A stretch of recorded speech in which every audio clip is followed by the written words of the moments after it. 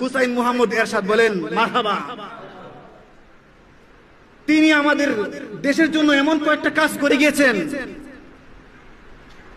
আজকে আমরা সংসদের মধ্যে বসলে, যখন মানুষ সংসদের মধ্যে যায়, একটা জেলার মধ্যে, একটা উপজেলার মধ্যে, একটা আসনের মধ্যে ক্ষমতায় যায়, আমরা সকলেই এই সংসদের মধ্যে দাঁড়াইয়া বিসমিল্লাহির রহমানির রহিম এই কথাটা পালন করি। এটা হলো হুসাইন মুহাম্মদ এরশাদের, তিনি নিজেই প্রচেষ্টা করে গেছেন।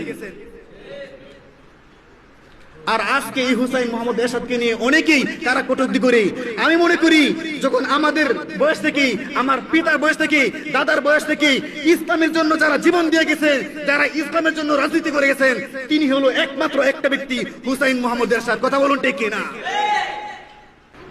যিনি সর্বপ্রথম ইবতেদায়ী মাদ্রাসার মধ্যে, আলিম মাদ্রাসার মধ্যে তিনি যে বিল পাস করেছেন, যিনি আজকে সংসদের মধ্যে যিনি বিল পাস করেছেন, যিনি এই পবিত্র মহাশুক্রবার, আল্লাহর একটা শ্রেষ্ঠ দিন, ওই দিন শুক্রবারের মধ্যে যিনি শুক্রবারের এই সরকারিভাবে ছুটির ব্যবস্থা করেছেন, যিনি গরিবদের জন্য, এতিমদের জন্য, যিনি ফিতরা এবং যাকাতের জন্য একটা তহবিল করেছেন, তিনি হলো হুসাইন মুহাম্মদ এরশাদ। কথা বলুন ঠিক কিনা?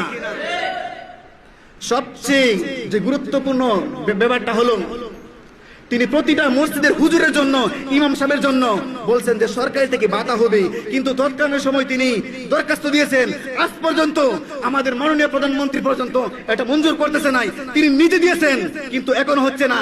আমি আজকে প্রধানমন্ত্রী সহ সকল নেতৃবৃন্দের কাছে বলবো, যেন এই ইমাম সাহেবের ভাতা, যেন এই মুয়াজ্জিনদেরকে সরকারিভাবে যেন তাদের প্রত্যেককে যেন মাসে একটা করে যেন বেতনের মতো ভাতা সিস্টেম করে। সকলে বলেন ঠিক কিনা?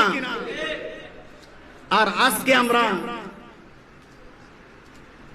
শুক্রবার সহ আমরা যে 5 ওয়াক্ত নামাজের মধ্যে আমরা আজান দেই, তৎকালীন সময়ের মধ্যে কোনো সিস্টেম ছিল না। এখন আমাদের সমাজে প্রযুক্তির মাধ্যমে এমন একটা সিস্টেম আছে, রেডিওর মধ্যে এবং টেলিভিশনের মধ্যে আমরা আজান শুনি।